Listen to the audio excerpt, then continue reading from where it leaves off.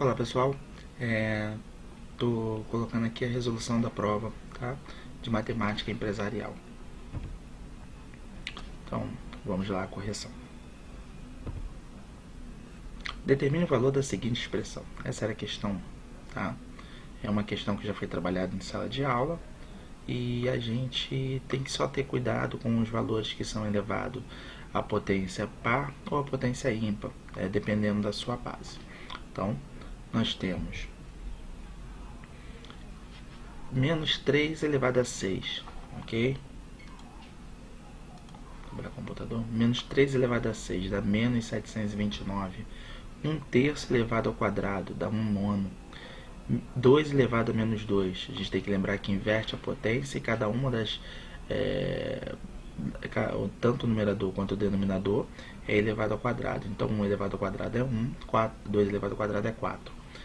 Menos 2 elevado ao cubo, base negativa, expoente ímpar, continua sendo ímpar, então menos 8. 16 elevado a 1/4 é a raiz quarta de 16. Ok? Então são as primeiras modificações que eu fiz. Bom, aqui eu resolvi na parte de baixo, raiz quarta de 16 é igual a 2. Não mexi no numerador e não mexi nessas duas primeiras aqui. Essas duas primeiras operações. Então, eu tenho aqui menos 8 com mais 2, menos 6. Então, menos 729 mais 1/9 dividido por 1/4 menos 6. Já transformei esse 1/4 menos 6 em uma única fração. Como que eu fiz isso? Menos 6 vezes 4 dá menos 24, menos 24 mais 1, menos 23. E transformei, tá, nessa primeira parte. Na segunda parte eu transformei o numerador em uma única fração também. O que eu fiz? Eu multipliquei o menos 729 por 9 e depois adicionei 1. Deu menos 6.560 sobre 9.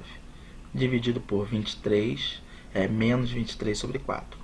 Então eu tenho aqui uma divisão de fração que eu faço resolvendo, repetindo a primeira, multiplicando pelo inverso da segunda. Menos 6.560 vezes 4 dá 26.240. Como eu tenho menos aqui, menos vezes menos dá mais. Bom, a questão 3, deixa eu voltar um pouco aqui, deixa eu já botar os diagramas. A questão 3 fala sobre uma pesquisa com 3 jornais e trabalha com porcentagem. Para a gente resolver essa questão, a gente faz normalmente como se nós estivéssemos fazendo com relação ao número inteiro, tá? Só lembrando que a porcentagem, o somatório de uma porcentagem dá sempre 100%. Então, começando pela interseção dos 3, nós temos 7% dos entrevistados leem os 3 jornais. Então, 7% está ali.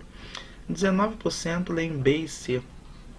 Quando a gente vai olhar para a interseção do B e C, né, localizar ela, está aqui, 19%. Como já tem 7, a gente tem que descontar esse 7. Então, 12.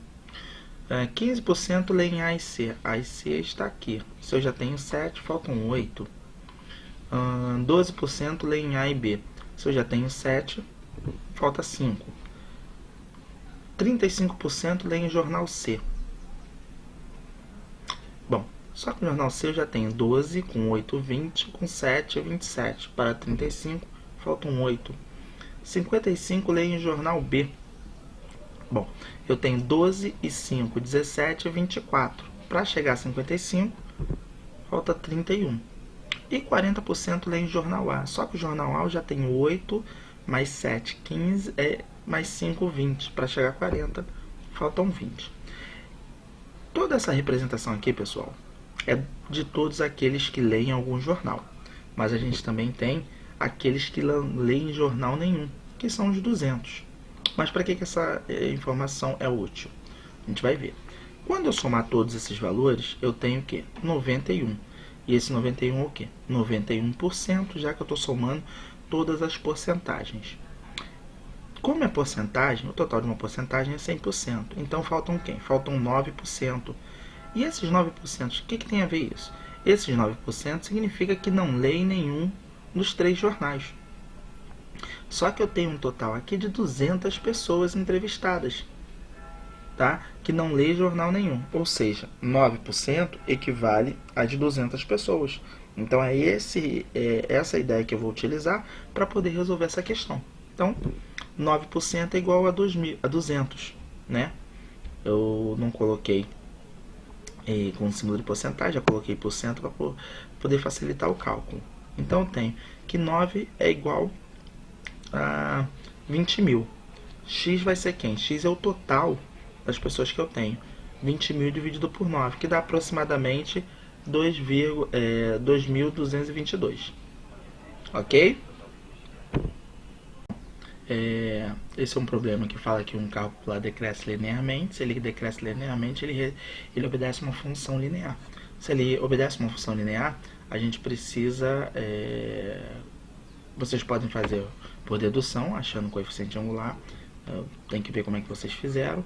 Ou a gente pode encontrar a função do decrescimento dele e aplicar o 4 no lugar do x. Tá? E é isso que eu vou fazer. A primeira coisa que eu estou fazendo é encontrar os pares ordenados, né?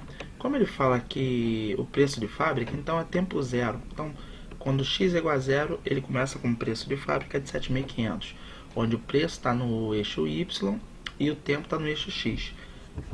Quando passa 6 anos, né, o seu valor é de R$ 1.200. Então, eu tenho aqui os pares ordenados, que eu poderia criar um gráfico. Precisa criar o gráfico? Não, não precisa, tá? Então, vou calcular aqui o coeficiente angular. Né? Então, se é uma função linear, é uma função do tipo ax mais b. Bom, o coeficiente angular é y de b menos y de a, x de b menos x de a. E eu vou fazer da seguinte maneira, ó, vou chamar esse aqui de b e esse aqui de a. Se vocês quiserem fazer de maneira diferente, não tem importância, porque no final o resultado acaba sendo a mesma coisa. Então, nós temos 1.200, né, que é o y de b, menos 7.500, que é o y de a, x de b é 6, x de a é 0. 1.200 menos 7.500 dá 6.300. 6 menos 0 dá 6. Dividindo 6.300 por 6 dá menos 1.050. Ok? Então, nós temos já o nosso coeficiente angular. Uma função linear é do tipo ax mais b. Se eu soubesse o valor de b, era só aplicar o 4 aqui no lugar do x e eu teria a resposta. Então, eu vou calcular o valor de b. O que eu fiz? Sempre que a gente tem um par ordenado onde um dos pontos é zero, ele é sempre mais fácil para ser escolhido. Ok? Então, o que eu fiz? Quando o meu x é zero, o meu y é 7.500. Ó. X é zero, y é 7.500. Ok? Deixa eu...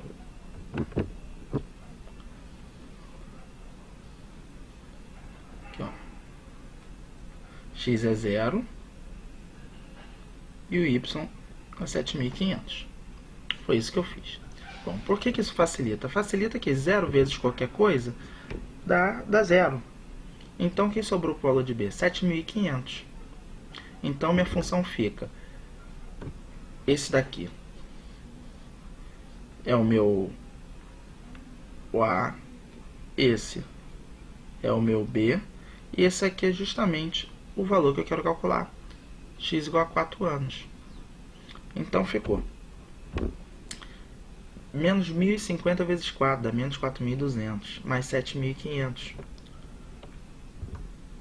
F de 4 é 3.300, ou seja, em tempo igual a 4, o meu resultado é R$ 3.300. A questão 4 ela é muito parecida com a primeira, só que a questão 4 ela já apresenta o gráfico, a primeira não. Então, vamos lá. Eu tenho aqui ao lado, né? Eu tenho aqui os valores de y e aqui eu tenho valor em x. Só que como essa função está em tempo, em t, eu não vou colocar f de x não, vou colocar f de t, tá? Mas se colocar f de x, o resultado também é a mesma coisa. Mesma coisa calculando y de b menos y de a, x de b menos x de a. Ó, eu coloquei aqui, ó, y de b menos y de a, x de b menos x de a. Ok? Ah, mas como é que eu vou saber que o coeficiente angular é positivo ou negativo? Gente, o gráfico está decaindo.